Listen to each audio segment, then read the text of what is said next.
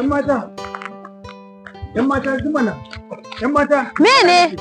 Me faru ne? Ina ruwanka da ni ne?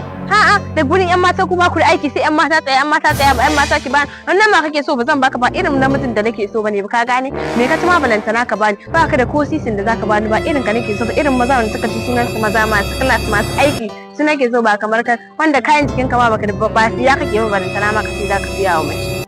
To ki tsaya ki ji mana ai wannan so nake na tambaye ki ba wai number ki nake so. Faɗi me kake so? Ya ina abin da na aike ki.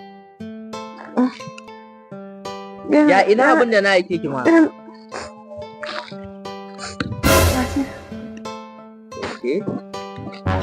Ya na gan shi biyu kuma. Ɗayan na umma ne ai. Shi ne kika je kika daɗe? Ɗazu na aike ki sai kika je kika daɗe ki kwana kika a wani. A'a ka yi haƙuri dan Allah. In na ƙara aikin kika je kika zauna a wajen kun ba sai na fafasa miki baki ba ko?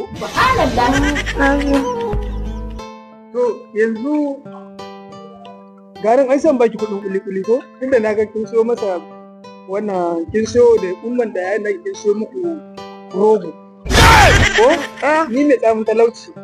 Amma na ga rogo za ku ci a gida. Mun ci ina.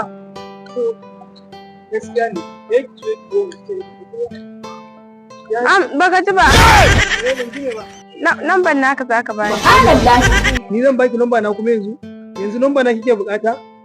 A to aikin ta ba irin muke so ba saboda haka zai ki samu irin wanda yake so. Wannan wanda ya karɓi rogon. Irin su kike so kenan ko? Ashe ma ke haka kuke har kike zagi na yanzu ki tube ni ki tube ki zaki ce wai ba irin mu kike so ba. Ashe a gidan kuma abincin da za ku ci ba ku da shi har kina neman ki gaya mun magana? Fake life.